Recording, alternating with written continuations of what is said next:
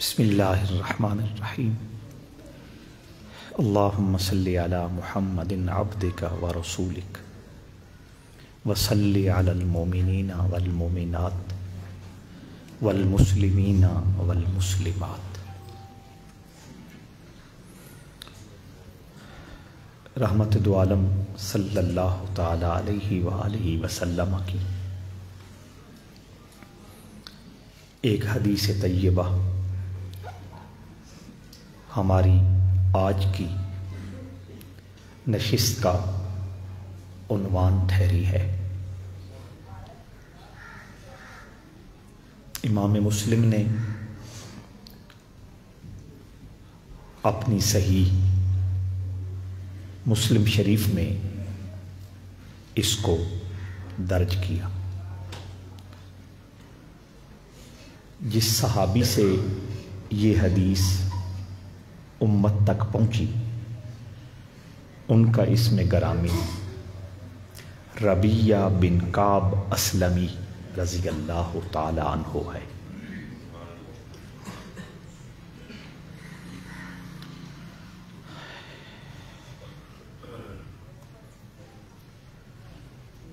آج بھی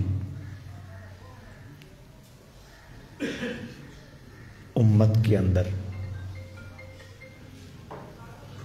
ہر علاقے میں ہزاروں لوگ ایسے موجود ہیں جن کی یہ طلب اور آرزو ہے کہ ہمارا بستر مدینے کی گلی میں لگ جائے۔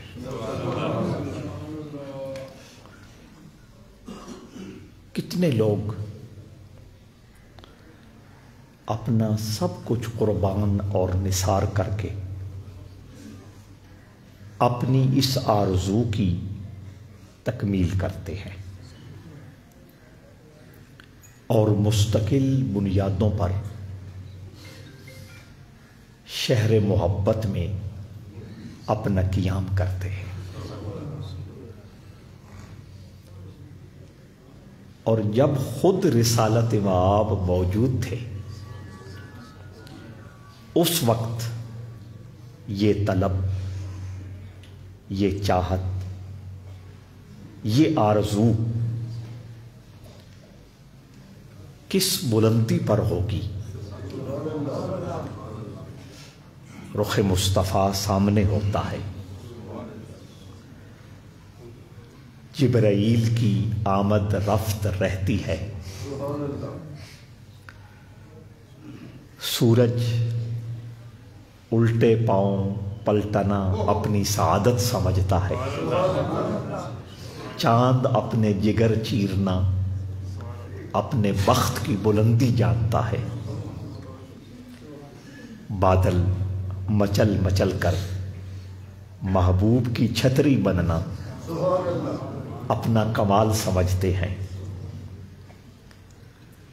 مٹھیوں میں بند کنکریاں رحمت دو عالم کا کلمہ پڑھتی ہیں، درخت جڑوں سمیت چل کر عظمت مصطفیٰ کی گواہیاں دیتے ہیں، درخت اور پتھر جھوم جھوم کر حضور کے گزرنے پر صلاۃ و سلام کے نغمے پیش کرتے ہیں۔ پھر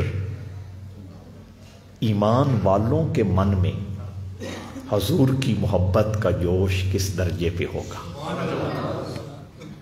یہی وجہ ہے کہ کتنے ہی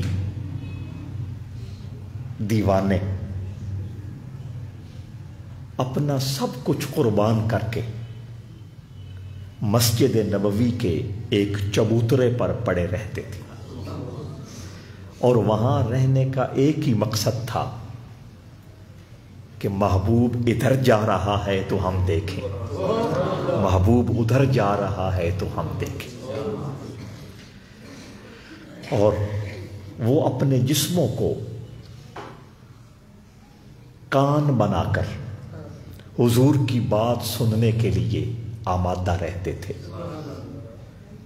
وہ قتیل شفائی نے کہا تھا میں کب سے دیکھ رہا ہوں تیرے ہونٹوں کی طرف،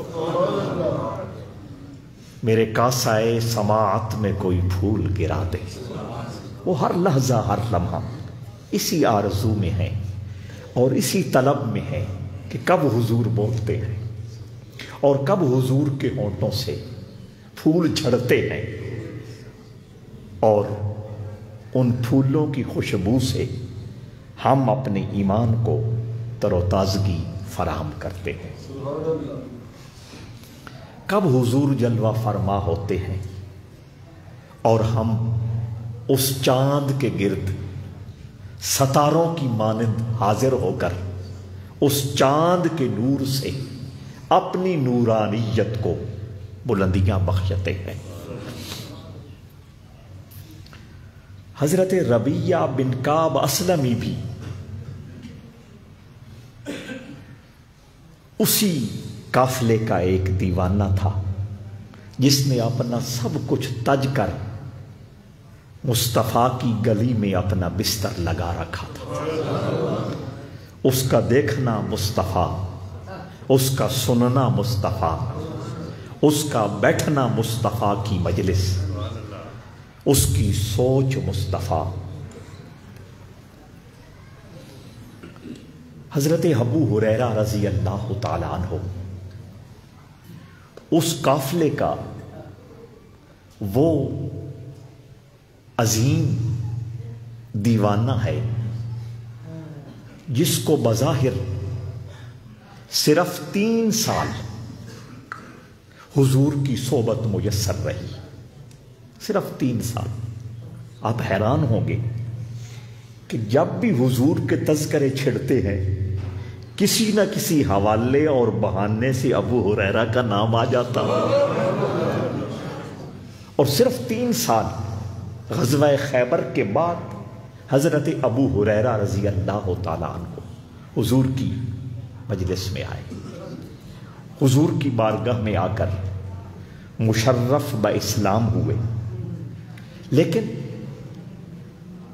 حضور کی باتیں سننا، حضور کے جلوے دیکھنا اور حضور کی صحبت کیمیا اثر سے اپنی روح کو تازگی اور بالیدگی فراہم کرنا ان کا اتنا بڑا نصب العین تھا۔ فرماتے ہیں 72 گھنٹے کھانے کو کچھ نہیں ملتا تھا لیکن رخ مصطفیٰ دیکھ کر اپنی ہر خواہش کو قربان کرنے کے لیے تیار ہوتا تھا۔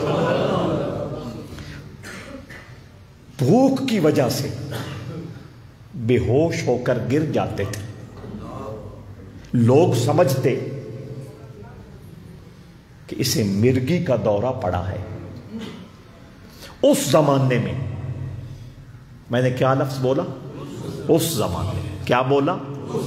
اس زمانے میں تجربہ نہیں کرنا، اس زمانے میں جس کو مرگی کا دورہ پڑتا تھا جوتوں سمیت لوگ اس کی گردن پر پاؤں رکھتے تھے، افاقہ ہو جاتا تھا، اس کی طبیعت بہتر ہو جاتی تھی، دورہ وقتی طور پر ٹل جاتا تھا۔ آج یہ تجربہ نہیں کر، ورنہ مریض گلے پڑے گا اور 302 سے کم، سمجھ آ گئی؟ لیکن اس زمانے میں یہ چلن تھا زمانے کا کہ مرگی کے مریض کی گردن پر جوتے سمیت لوگ پاؤں رکھتے تھے تو اس کو افاقہ ہو جاتا تھا۔ تو حضرت ابو ہریرہ بھوک کی وجہ سے نڈھال ہو کر بے ہوش ہو جاتے، لوگوں کو تو وجہ پتہ نہیں ہوتی، وہ سمجھتے مرگی کا دورہ پڑ گیا ہے، لوگ ان کی گردن پر جوتے سمیت پاؤں رکھ دیتے، اس کے باوجود ان کے من میں رسول اللہ کی محبت کا جو گلشن کھلا تھا اور حضور کے پیار کا جو چراغ جل رہا تھا اس میں کمی واقع نہیں ہوتی تھی۔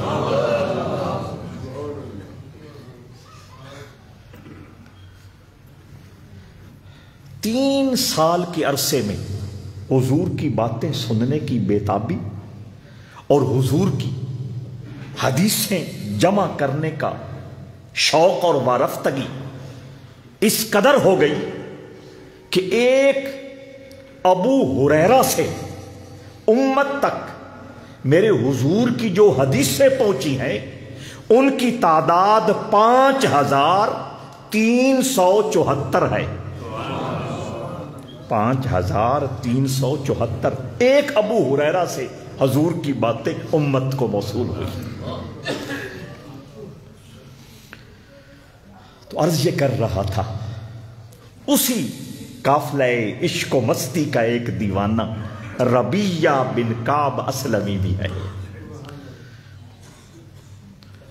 پتا تھا بستر بھی نہیں ہے، پتا تھا موسم کی شدت بھی پیش آنے والی ہے، پتا تھا کھانے پینے کو بھی کچھ دستیاب نہیں ہے، لیکن رخ جانا اور لب مصطفیٰ سے جھڑنے والے جو پھول ہیں ان کی اس قدر چاہت غالب ہو چکی تھی کہ کائنات کی ہر خوشی اور کائنات کی ہر عزت اور کائنات کا ہر کمال اس پہ قربان کرنا اپنے دونوں جہانوں کی سعادت سمجھتے تھے۔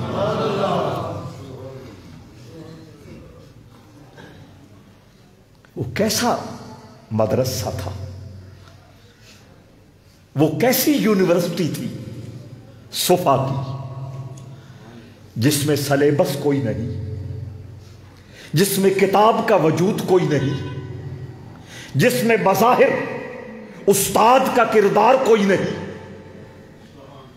جس میں ہاسٹل کی سہولت نہیں، جس میں کھانے کا بندوبست نہیں، لیکن استاد کامل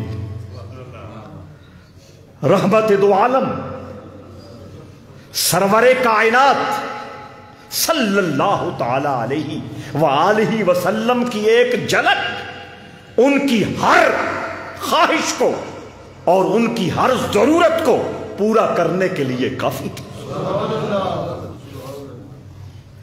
ان کا ذکر،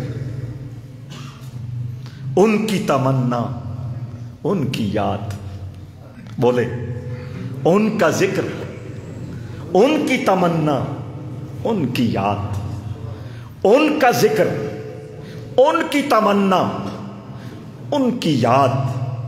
وقت کتنا قیمتی ہے آج کل۔ وہ دیوانے اس مستی میں رہتے تھے، ان کا ذکر، ان کی تمنا، ان کی یاد۔ وقت کتنا قیمتی ہے آج کل۔ اس سے قیمتی وقت ہماری زندگیوں میں کوئی میسر آ سکتا ہے؟ کائنات کے تاجدار کی جھلک، کائنات کے تاجدار کے لبوں سے نکلنے والے اور جھڑنے والے پھول ہماری سماعتوں اور ہماری بصارتوں کی مکمل غذا بن رہے۔ ان کا ذکر، ان کی تمنا، ان کی یاد۔ وقت کتنا قیمتی ہے آج کل۔ تو حضرت ربیہ بن کعب اسلمی بھی اسی قافلہ محبت کا ایک رکن رکین ہے، اور اپنا سب کچھ قربان اور نثار کر کے حضور کی صفا یونیورسٹی کا طالب علم بن چکا ہے۔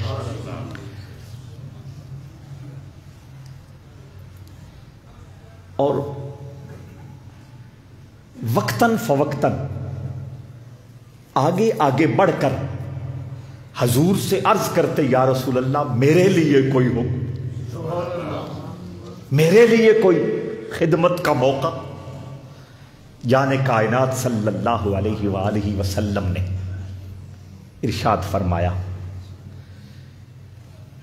کہ مجھے وضو کرا دیا کرو۔ حضرت عبداللہ ابن مسعود رضی اللہ تعالی عنہ بھی حضور کو وضو کرانے کی ڈیوٹی اور سعادت حاصل کرتے تھے۔ ہر وقت میرے مصطفیٰ کریم کا عصا، مصطفیٰ کریم کا لوٹا اور مصطفیٰ کریم کے جوتے عبداللہ ابن مسعود بغل میں دبائے پھرتے تھے۔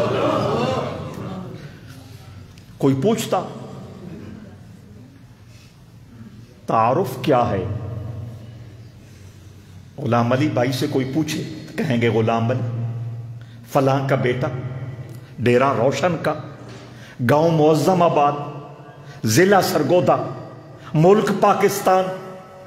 عبداللہ ابن مسعود سے لوگ پوچھتے تھے نام، تعارف، علاقہ، وہ ایک ہی جواب دیتے تھے، صاحب نالین رسول اللہ، اللہ کے رسول کے جوتے سنبھالنے والا۔ اس سے بڑا تعارف کیا ہے؟ اس سے بڑا افتخار کیا ہے؟ اس سے بڑا اعزاز کیا ہے؟ اس سے بڑی تکریم اور عزت کیا ہے کہ رسول اللہ کے جوتے تجھے اللہ کے حکم سے پکڑنے اور سنبھالنے کی سعادت مل گئی۔ ان کو حضرت ربیہ بن کعب اسلمی کو حضور نے فرمایا تو یہ سحری کے وقت حضور کو وضو کرانے کے لیے آمادہ اور تیار رہتے تھے۔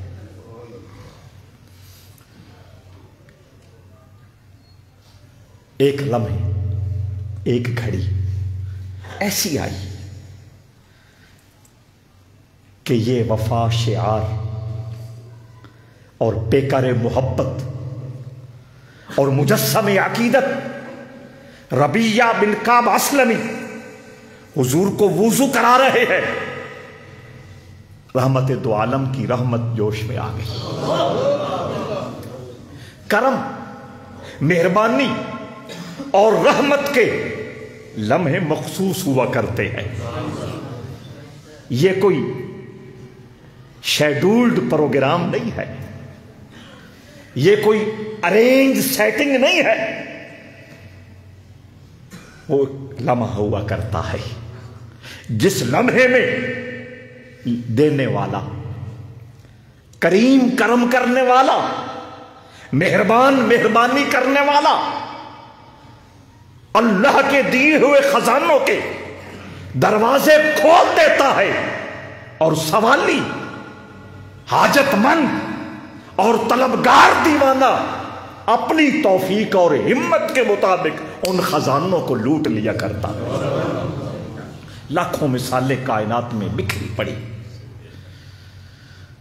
تو آج وہی لمحہ آ گیا۔ حضرت ربیہ کو رحمت دو عالم نے فرمایا سلنی، مجھ سے جو مانگنا ہے مانگ لے۔ ایک دیوبندی عالم اشرف علی تھانوی صاحب کے بھانجے، پاکستان کا جھنڈا جس کے ہاتھ سے محمد علی جناح نے لہرایا تھا، علامہ شبیر احمد عثمانی، انہوں نے مسلم شریف کی شرح لکھی جس کا نام فتح الملہم ہے۔ شبیر احمد عثمانی صاحب کہتے ہیں کہ رحمت دو عالم صلی اللہ علیہ وآلہ وسلم نے فرمایا سل، جو مانگنا ہے مانگ لے۔ اس میں حضور نے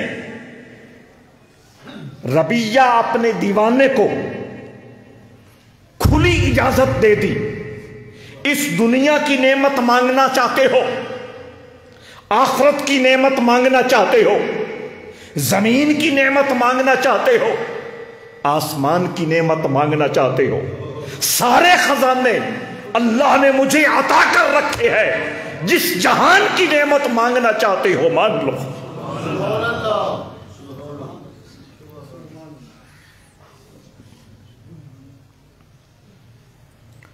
میں نے پہلے بھی عرض کیا تھا، ایک قاری صاحب یہاں استاد تھے جن سے قرآن مجید میں نے حفظ کیا۔ جس دن قرآن مجید ختم ہوا، دادا جی نے ان سے وعدہ کیا ہوا تھا کہ جب یہ قرآن یاد کر لے گا تو جو کہو گے میں آپ کو دوں گا۔ جس دن قرآن ختم ہوا، وہ سامنے سین میں دادا جی تشریف فرما تھے، سامنے کرسیوں پر قاری صاحب بھی بیٹھے تھے، میں بھی حاضر تھا۔ قاری صاحب نے وعدہ یاد کروایا کہ آپ نے کہا تھا اور آج قرآن ختم ہو گیا ہے۔ دادا جی نے فرمایا مانگو، جو کہنا چاہتے ہو کہو، مجھے اپنا وعدہ یاد ہے۔ اس مقام پر پھر قسمت اور بخت کے فیصلے ہوتے ہیں۔ یہ وہ لمحہ ہے جس پر قسمت مہربان ہو، بخت جاگ رہا ہو تو بندہ کہیں سے کہیں پہنچ جاتا ہے۔ کہنے لگے میرے بچوں کا ماموں ہے، برادر ان لا، پنجابی معنی عرض کروں سالہ، اس کو نون شوگر مل بھلوال میں بھرتی کرا دو۔ یہ بس سوال کی پرواز اتنی ہی تھی، طلب کی پرواز اتنی ہی تھی، بات ہوئی ختم ہو گئی، وہ بھرتی ہو گئی۔ لیکن یہاں ربیہ بن کعب اسلمی ہے جو اپنا سب کچھ تج کر کے اور سب کچھ نثار اور قربان کر کے اس ہستی کی دہلیز پہ حاضر ہے جس نے یہ اعلان کر رکھا ہے اوتیت خزائن مفاتیح الارض، رب قدوس نے زمین کے سارے خزانوں کی چابیاں میرے حوالے کر رکھی۔ اس لیے کہنا بجا تھا سل، جو مانگنا ہے مانگ لے۔ اب چونکہ ربیہ بن کعب اسلمی کی طلب، ان کی چاہت اور آرزو مصطفیٰ کی ذات کے علاوہ کچھ نہیں تھا۔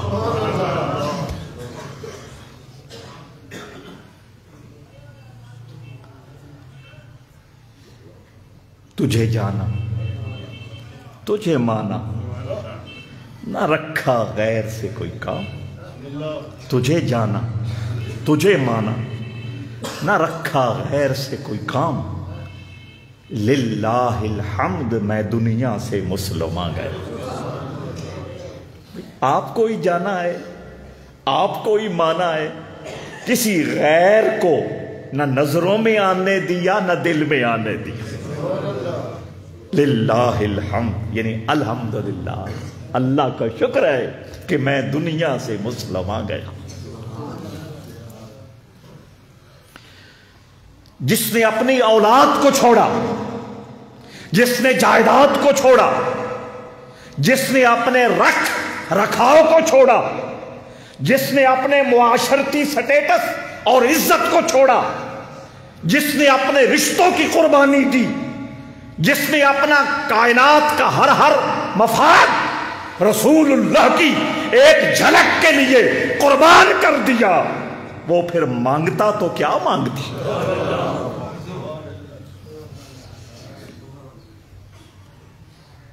دنیا ریس کرندی ڈھولے تھی صحابہ کے بارے میں، رسول اللہ کی تربیت یافتہ جماعت کے بارے میں، رسول اللہ کی صحبت بابرکت میں حاضر ہو کر اپنے من کو اللہ کی معرفت سے روشن کرنے والی جماعت کے بارے میں تبصرے۔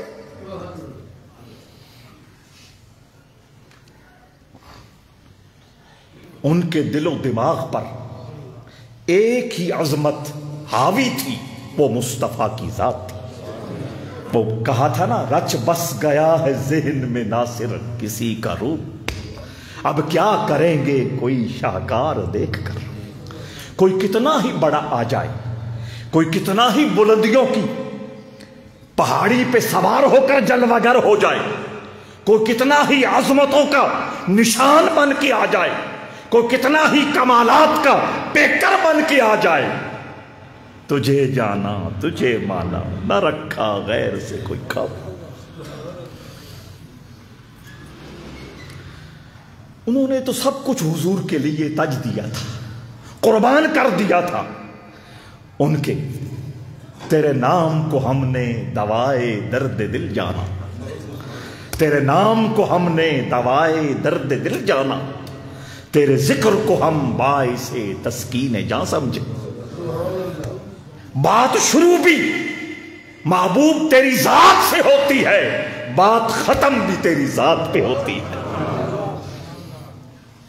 حضرت ربیہ بن کعب اسلمی کو جب یہ آپشن ملی اور یہ چانس ملا کہ جو مانگنا ہے مانگ لے، ان کی تربیت صفا یونیورسٹی سے مکمل ہو چکی تھی۔ عرض کی اے جان جا صلی اللہ علیہ وسلم اسألک مرافقتک فی الجنت، جنت کے اندر بھی آپ کی سنگت کا طلبگار ہو۔ سمجھ آ رہی ہے؟ گفتگو آج یہ حدیث کا حصہ نہیں، اگلا حصہ ہے، آخری حصہ ہے، ورنہ میں بات کو بہت آگے لے جاتا۔ حدیث کا آخری حصہ ہے، اس پہ بات میں نے جا کے اختتام کرنا ہے۔ یا رسول اللہ، میں یہی آرزو اور یہی طلب آپ کی بارگاہ میں پیش کرتا ہوں، جس طرح یہاں آپ نے اپنی رفاقت، اپنی سنگت اور اپنی قربت کا نور عطا کر رکھا ہے، جنت میں بھی میں یہ سمجھتا ہوں میری آنکھوں کو ٹھنڈک اس وقت نصیب ہوگی اور میرے دل کو چین اس وقت ملے گا اور میری روح کو سکون اس وقت دستیاب ہوگا جب رخ جانا سامنے ہوگا۔ جنت میں حوریں ہیں یا نہیں؟ جنت میں قرآن کے مطابق ایک سے ایک بڑھ کر لذت والے چشمے ہیں یا نہیں؟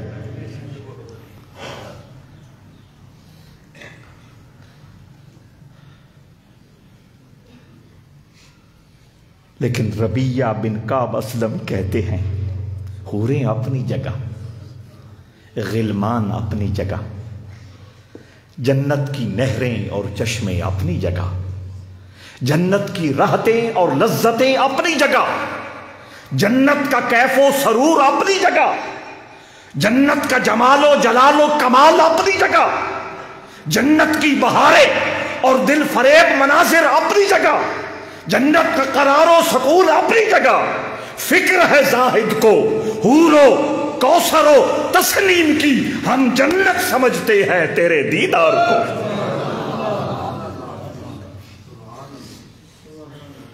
کچھ سمجھ آ رہی؟ تو حضرت ربیہ بن کعب اسلمی نے کہا یا رسول اللہ، میری تو یہی آرزو ہے۔ آج آپ نے خود فرمایا کہ جو مانگنا ہے مانگ لو، تو میری ابتدا بھی تیری ذات ہے اور میری انتہا بھی تیری ذات ہے۔ اگر آپ کو سمجھ آ رہی ہے تو میں اتنا ضرور عرض کروں گا کہ شام کو جب بالکل آپ فارغ ہو جائیں، کوئی بھی پاس نہ ہو، چند لمحوں کے لیے اپنے ایمان کو ربیہ بن کعب اسلمی کے ایمان کے سامنے کھڑا کر رکھ کے تو دیکھنا۔ ہے ہمت؟ پر کرنے میں تو کوئی حرج نہیں نا، کوئی پیسے لگنے ہیں، کوئی اور بوجھ آپ پہ پڑنا ہے، کچھ بھی نہیں ہونا۔ ذرا مقابلہ کرنا، ایک طرف ربیہ بن کعب اسلمی کے ایمان کو رکھنا اور ایک طرف میں اور سب اپنے ایمان کو رکھیں۔ ہم کتنی چھوٹی چھوٹی خواہشوں پر ایمان کو قربان کرنے کے لیے تیار ہو جاتے ہیں، اور وہ کہتا ہے کہ میں جنت بھی وہی سمجھتا ہوں جس جنت کے اندر رخ جانا کی زیارت ہو رہی ہو۔ ہم جنت سمجھتے ہیں تیرے دیدار کو۔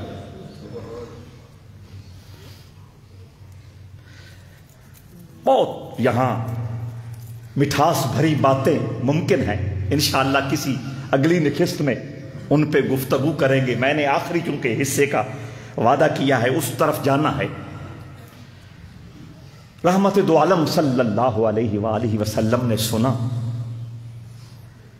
اور آپ نے کسی حیرانی کا یا ناراضگی کا اظہار نہیں کیا۔ سمجھ آ رہی ہے؟ یہ دونوں چیزیں ممکن تھی نا۔ حیران ہوتے حضور کہ اس نے مجھ سے زمین نہیں مانگی، اس نے مجھ سے کوئی دنیا کی جائیداد نہیں مانگی، اس نے مجھ سے کسی بینک بیلنس کا سوال نہیں کیا، اس نے مجھ سے کسی حکومت، کسی کرسی، کسی تخت و تاج کا مطالبہ نہیں کیا، اس نے دنیا کی کوئی نعمت اپنے ہیتے خیال میں آنے بھی نہیں دی۔ حیرت والی بات ہے یا نہیں؟ لیکن نہیں، حضور کو حیرانی اس لیے نہیں کہ حضور نے ان کی تربیت کر رکھی ہے۔ یہ ایک مستقل موضوع ہے کہ حضور کی تربیت کا فیضان کیا ہے۔ اور ناراضگی، اس کا بھی چانس تھا، پاسبل، ناراضگی ممکن تھی کہ جنت کا مالک اللہ اور جنت دینے والا اللہ، اور یہ کیا کہہ رہا ہے؟ اسألک مرافقتک فی الجنہ، اسألک، میں آپ سے سوال کرتا ہوں۔ سمجھ آئی؟ میں کس سے سوال کرتا ہوں؟ آپ سے، آپ سے مانگتا ہوں اللہ کی موجودگی میں، اور میں پہلے دن سے یہ سمجھا رہا ہوں اللہ کے علاوہ کوئی دینے والا نہیں ہے۔ خاک اثر ہوا ہے میرے سمجھانے کا؟ مجھ سے میری موجودگی میں کہہ رہا ہے میں آپ سے مانگتا ہوں۔ ناراضگی بنتی تھی یا نہیں؟ نہیں۔ رحمت دو عالم نے جب سنا کہ اسالوں کا ایک تو مجھ سے سوال کر رہا ہے، لہذا اگر کوئی غریب سادہ مرید اپنے پیر سے کوئی نعمت مانگ بیٹھے تو فتوے کی توپ کھولنے میں جلدی نہ کرو۔ کچھ سمجھ آئی ہے؟ اسالوں کا، میں آپ سے مانگ رہا ہوں، میں آپ سے سوال کر رہا ہوں، اور سوال کس کا؟ صرف جنت کا نہیں، مرافقتک فی الجنت، میں آپ سے مانگ رہا ہوں مجھے وہ جنت چاہیے جس میں آپ رہتے ہو۔ سمجھ آ رہی ہے؟ میں آپ سے اس جنت کا مطالبہ کرتا ہوں اور التجا کرتا ہوں جس میں آپ کا قیام ہو، یہاں آپ مجھے، جس طرح یہاں آپ مجھے نظر آتے ہیں، میری آنکھوں کی غذا آپ کا دیدار ہے، میرے کانوں کا قرار آپ کے لبوں سے جھڑنے والے پھول ہیں، اور میری روح کی طمانینت اور سکون کا راز آپ کے لبوں پہ مچلنے والی مسکراہٹ ہے۔ اور میں یہ عقیدہ رکھتا ہوں جنت کے اندر بھی اگر میں مطمئن اور پرسکون رہ سکتا ہوں تو سونے کی موجودگی میں رہ سکتا ہوں۔ اسالک مرافقتک فی الجنہ، جنت کے اندر میں آپ کی سنگت کا طلبگار ہوں، نہ حیرانی نہ ناراضگی۔ فرمایا آوا غیر ذالک، کچھ اور بھی مانگ، کچھ اور بھی مانگ۔ اس کے دو معنی ہیں، دونوں کو کھول کے اگلے جملے کی طرف جا رہا ہوں۔ وہ مکونا اس واسطے ضروری ہے، اگلا جمعہ معراج شریف ہے، اونج تا ترے جمعے لا لئیے آج تے الحمدللہ سٹاک وچ خزانہ موجود ہے، لیکن وہ اگلا جمعہ پھر معراج شریف کا، اس کو ہم نے سکپ نہیں کرنا۔ تو عرض یہ کر رہا تھا، آقا نے فرمایا آوا غیر ذالک، کچھ اور بھی مانگ، اشارہ دے دیا، بات سمجھا دی، جنت دینا اور جنت میں اپنی سنگت عطا کرنا میرے لیے مشکل نہیں ہے، میں جنت بھی دے سکتا ہوں۔ یہی مسلم شریف حضرت عکاشہ رضی اللہ تعالی عنہ حضور کے سامنے بیٹھے، اور بھی ہزاروں لوگ موجود، آقا نے فرمایا 70,000 امتی جنت کے اندر بغیر حساب کتاب کے جائیں گے۔ عکاشہ اٹھ کے کھڑے ہو گئے، یا رسول اللہ مجھے بھی اس قافلے میں شامل کر دو۔ فرمایا انت منہم، نعم انت منہم، ہاں تجھے بھی اس قافلے کا ممبر بنا دیا۔ اسألک مرافقتک فی الجنہ۔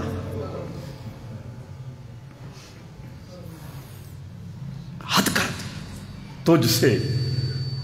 تجھ سے تجھی کو مانگ کر سب کچھ مانگ لیا، تجھ سے تجھی کو مانگ کر سب کچھ مانگ لیا، 100 سوالوں سے یہی ایک سوال اچھا ہے، نہیں اچھا؟ حضور نے فرمایا اور کچھ مانگ۔ اس کا مطلب یہ ہے جنت دینا میرے لیے مشکل نہیں، اور وہ جنت جس میں میرا قیام ہوگا اس میں اپنا ہم سفر بنانا اور اپنا شریک بنانا میرے لیے مشکل نہیں، کچھ اور بھی مانگ۔ اس کے 2 مطلب ہیں، دھیان کرنا۔ ایک مطلب تو یہ ہے کہ حضور نے ٹیسٹ کیا، سمجھ آئی؟ کیا کیا؟ سمجھ آ رہی ہے نا آپ کو؟ کچھ لوگوں کو اگلی بات بھی سمجھ آ گئی ہوگی۔ حضور نے ٹیسٹ فرمایا کہ اس نے جنت بھی مانگی، جنت میں میری سنگت بھی مانگی، اب میں کہوں کچھ اور مانگ، اے انہوں اپنی جات کھلوندا یا کسی اور شے وال منہ کردا۔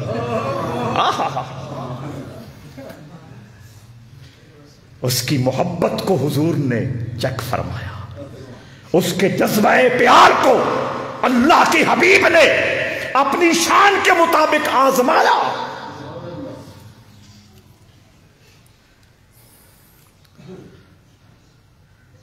جب میں کہہ رہا ہوں کچھ اور بھی مانگ، تو شاید یہ جنت اور جنت کے اندر جو میری سنگت ہے اس سے آگے کسی اور نعمت کا سوال کرتا ہے، یا کتنا مضبوط ہے اس کی رگ رگ میں، اس کے انگ انگ میں، اس کی نس نس میں، اور اس کی روح کے آخری خانے میں کس قدر موجود ہوں۔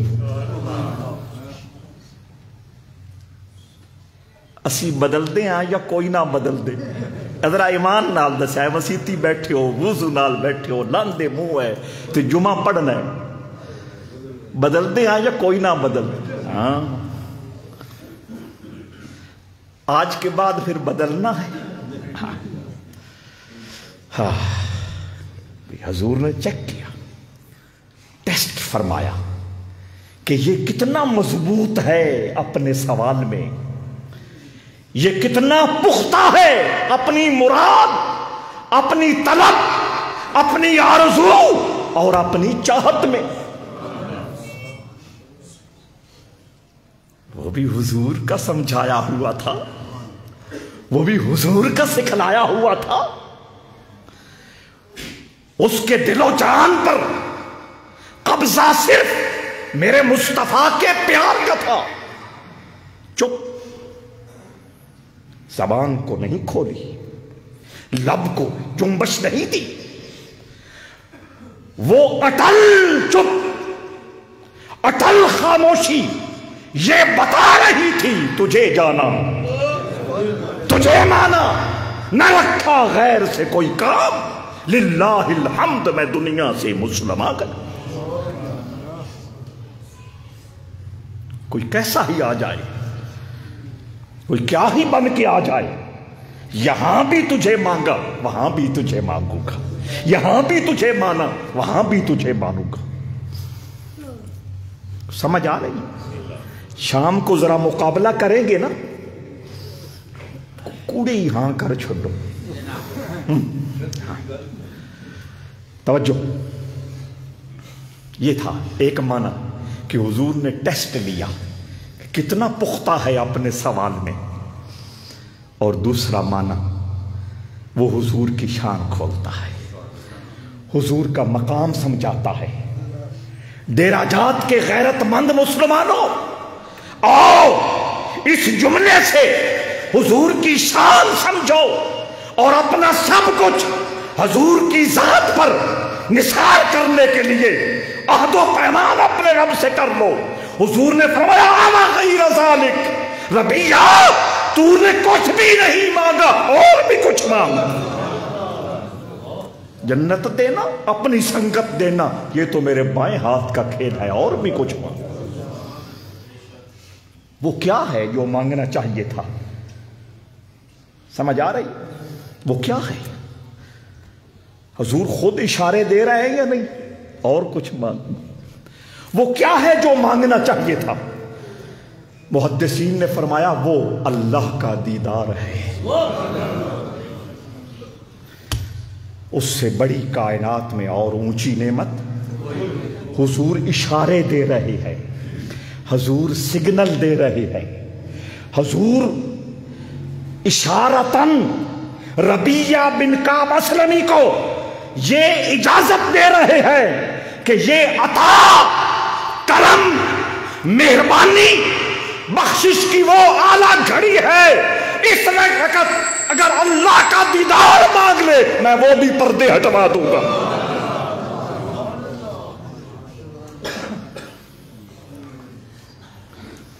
لیکن چپ، مستحکم خاموشی۔ اس خاموشی میں نکتہ یہ تھا، آپ نہیں سمجھیں گے، کبھی اللہ آپ کو وہ جذبہ عطا فرمائے اور وفا کا وہ مقام عطا فرمائے جو اللہ نے حضور کے صحابہ کو اور امت کے پاک ولیوں کو عطا فرمایا۔ اس وقت کچھ سمجھ آنے کا امکان ہے۔ حضرت ربیہ بن کعب اسلمی چپ اس لیے ہے کہ یا رسول اللہ، میں نادان نہیں ہوں، میں ناسمجھ نہیں ہوں، میں آپ کی پیشکش سمجھ رہا ہوں، لیکن میں یہ عقیدہ رکھتا ہوں اللہ کا دیدار بھی ہو تو رخ مصطفیٰ بھی ہو۔ انا مرآت جمال الحق، میرے مصطفیٰ نے فرمایا میں اللہ کے حسن کا آئینہ ہوں۔ حضور سے ہٹ کر، حضور سے دور ہو کر، حضور سے کٹ کر اللہ سے پینگے کون بڑھا سکتا ہے؟ حضور کی ذات درمیان میں ایک مستحکم، مضبوط، مستند اور مکمل وسیلہ ہے۔ اوا غیر ذالک، کچھ اور بھی مانگ۔ وہ جوش ملی آبادی نے کہا تھا، وہ بخشتے تھے مجھ کو دو عالم کی نعمتیں، وہ بخشتے تھے مجھ کو، میرے غرور عشق نے انکار کر دیا۔ یا رسول اللہ، جو آپ کی ذات کے ساتھ پیار ہے، محبت ہے اور عشق کی انتہا ہے، میں اس رخ رسالت کے جلووں میں اپنے رب کا دیدار کرنا چاہتا ہوں۔ اب میں اس بات کی طرف آ رہا ہوں جو حدیث کا آخری جملہ ہے۔ یہ جتنی گفتگو کی ہے مختلف جمعوں کے موقع پر اور مختلف مقامات پر، پہلے اس میں سے کچھ باتیں آپ کو سنا رکھی ہے، کچھ نئی چیزیں بھی شامل ہوتی رہتی ہیں ہر بار۔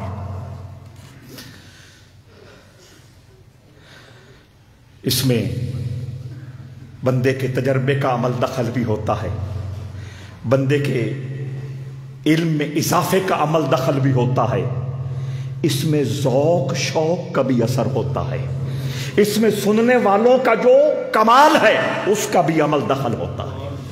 چیزیں زیادہ سے زیادہ شامل ہوتی رہتی ہیں۔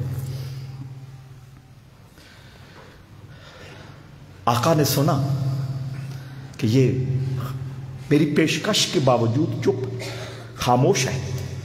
حضور نے آگے ایک جملہ بولا، اس جملے میں میرے آقا نے امت کی تربیت کی ہے، اس تربیت کو ہم نے سننا ہے اور سمجھنا ہے۔ حضور نے فرمایا فَأَعِنِّي عَلَىٰ كَثْرَةِ السُّجُودِ، جو تو نے مانگا ہے وہ برحق ہے، وہ تجھے ملے گا، لیکن میرا بھی ایک مطالبہ ہے۔ یا رسول اللہ وہ کیا مطالبہ ہے؟ آقا نے فرمایا ڈھیروں ڈھیر، کیا؟ اس کا معنی تو آتا ہے نا، ڈھیروں ڈھیر سجدے کر کے میری مدد کر۔ اس میں ایک تو حضور نے یہ سمجھا دیا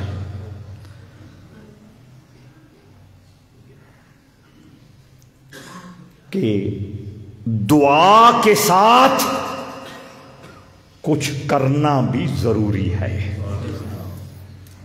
اس میں کوئی شک نہیں کہ میں دعا کروں گا، رب ذوالجلال اسے اپنی بارگاہ صمدیت میں قبول فرماتے ہوئے تجھے جنت میں میرا رفیق بنائے گا، لیکن اس کے باوجود میں تمہیں بھی سمجھا رہا ہوں اور تیرے وسیلے سے قیامت تک آنے والے آخری امتی تک یہ میسج اور پیغام پہنچا رہا ہوں کہ دعا کے ساتھ کچھ کرنا بھی ضروری ہے۔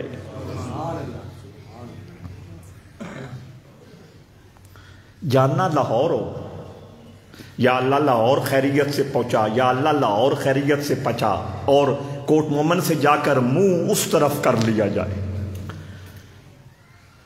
سمجھ آئی یا نہیں؟ لاہور جانے والا انٹرچینج اور ہے، اسلام آباد جانے والا انٹرچینج۔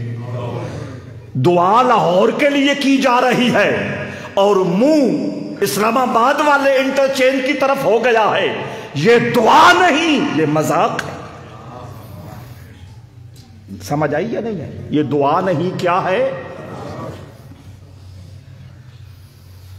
تو رحمت دو عالم نے اس جملے میں حضرت ربیہ بن کعب اسلمی کے ذریعے مجھ تک اور آپ تک یہ میسج کنوے کر دیا، اور یہ پیغام بڑے واضح انداز میں پہنچا دیا کہ جو دعا کرتا ہے وہ کرے، لیکن دعا کے ساتھ ساتھ جو زمین پر رہتے ہوئے طریقے قانون ہے ان کو بھی اپنائے، اس کے بعد اللہ دعا میں اثر ڈال کر اس کو منزل عطا فرما دے گا۔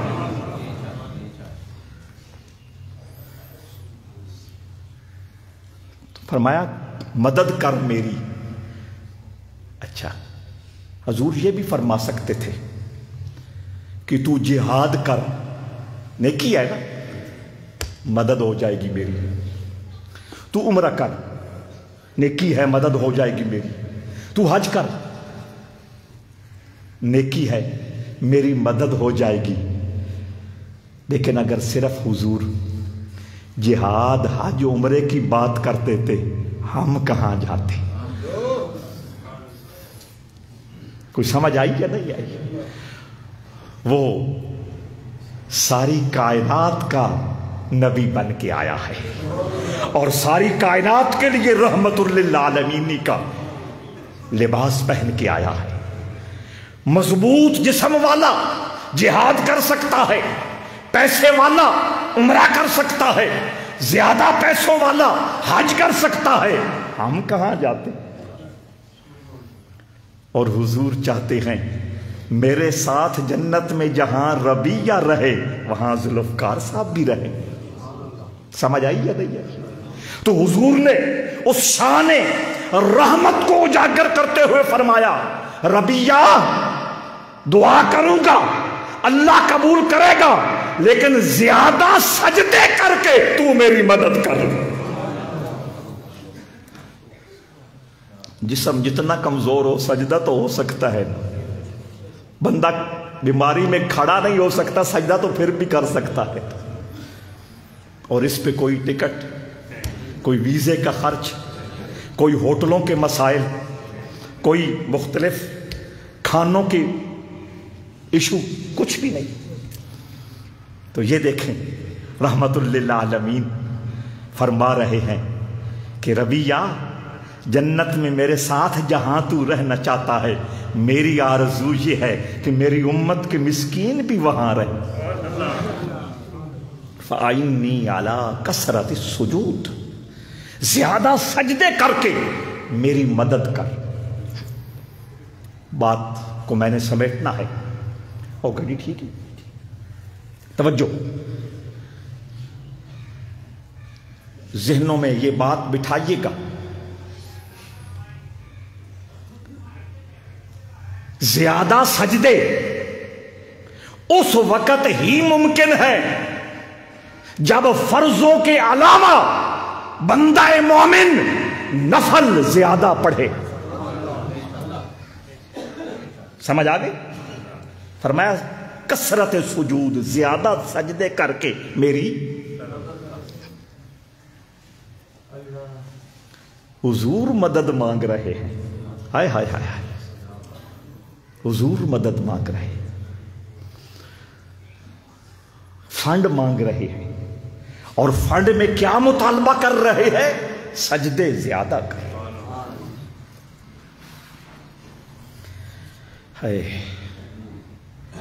یہ وہ بارگاہ ہے جس میں سجدہ تو نے اور میں نے کرنا ہے، جس بارگاہ میں گرنے سے سر جھکتا نہیں اور اونچا ہوتا ہے۔ کسی کا آستاں اونچا ہے اتنا، کسی کا آستاں اونچا ہے، کسی کا آستاں اونچا ہے، کسی کا آستاں اونچا ہے اتنا کہ سر جھک کر بھی اونچا ہی رہے گا۔ وہاں گر کے تو دیکھ، سجدے میں لوٹ پوٹ ہو کے تو دیکھ، اللہ کی رحمت کس طرح چھاؤں کر کے آ جائے۔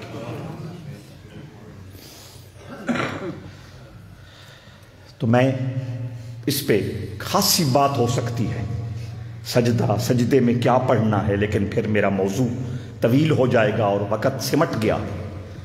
یہ عرض کر کے جا رہا ہوں کہ حضور نے فرمایا کثرت سے سجدے کر، زیادہ سجدے کر، اور آگے میں نے عرض کیا ہے فرائض کے علاوہ جو نفلی عبادات ہیں جب وہ آپ زیادہ کریں گے تو کثرت سے سجدے ادا ہوں گے، جب کثرت سے سجدے ادا ہوں گے رسول اللہ کا مطالبہ پورا ہوگا اور جنت میں حضور کی سنگت نصیب ہو جائے گی۔ وہ تہجد کی نماز ہے، وہ سورج چڑھنے کے بعد اشراق کی نماز ہے، سورج بلند ہونے کے بعد چاشت کی نماز ہے، نماز مغرب کے بعد اوابین کے نفل ہے۔ اوابین کے نفل 6 رکعتیں ہیں، 2 سنتیں، 2 نفل اور 2 نفل شامل کر لیں، اس سے بھی اللہ اوابین کا درجہ عطا کر دے گا۔ لیکن اگر 2 سنتوں کے بعد 6 رکعتیں اضافی پڑھ لیں تو اور بہتر۔ اور جو چشتی نسبت رکھنے والے لوگ ہیں ان کے لیے اوابین میں بہت زیادہ برکت اور فیض ہے۔ اور اشراق سورج چڑھنے کے 12 منٹ بعد یا 20 منٹ بعد 2 رکعتیں یا 4 رکعتیں، آقا کریم نے فرمایا جو اشراق پڑھتا ہے اللہ اس کو ایک قبول حج اور عمرے کا ثواب عطا کر دیتا ہے۔ اور اس حدیث میں حضور نے 3 بار ایک لفظ بولا، تامتن تامتن تامتن، قبول عمرے اور حج کا 3 مرتبہ فرمایا، اللہ اسے ثواب عطا فرما دے گا۔ اور اس حدیث کو بنیاد بنا کر محدثین نے لکھا ہے جو اشراق کی نماز پابندی کے ساتھ پڑھتا ہے اللہ اپنے کرم سے اس بندے کے لیے عمرے یا حج کا انتظام فرما دے گا۔ میرا ثواب تے کم نہ ریسی جگاڑ بھی اللہ بڑھا دے سی۔ یہ وظیفہ ہے اگر آپ عمرہ اور حج کے لیے جاننا چاہتے ہیں تو۔ اور یہ دماغ سے نکال دے کہ بندہ عمرے اور حج پر پیسوں کے ذریعے جاتا ہے۔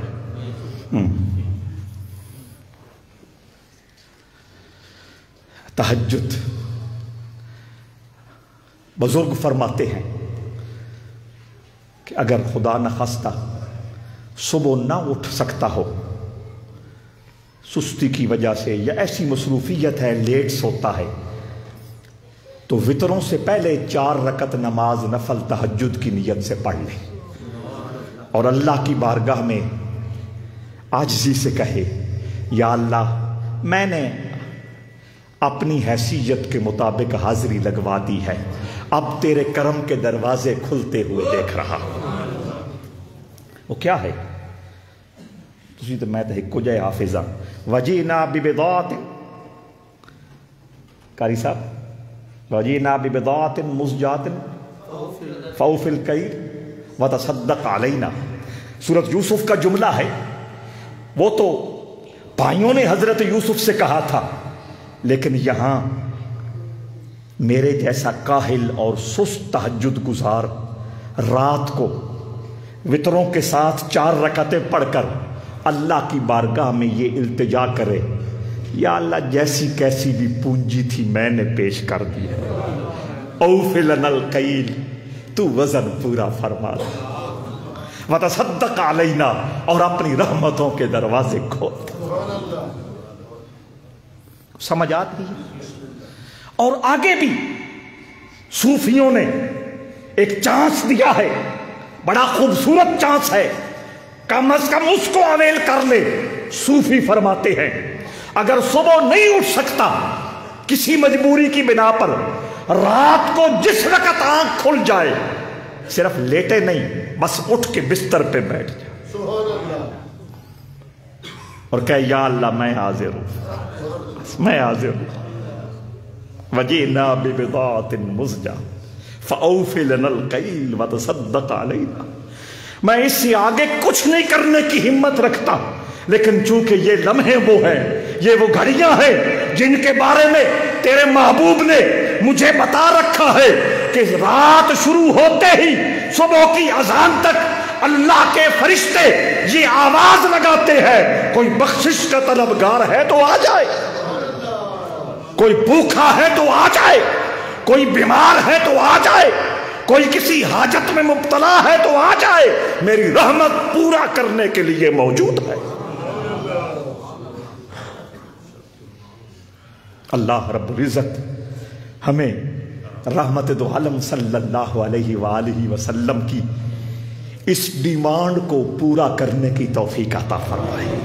اللہم صلی علی محمد وعلی آل محمد وبارک وسلم۔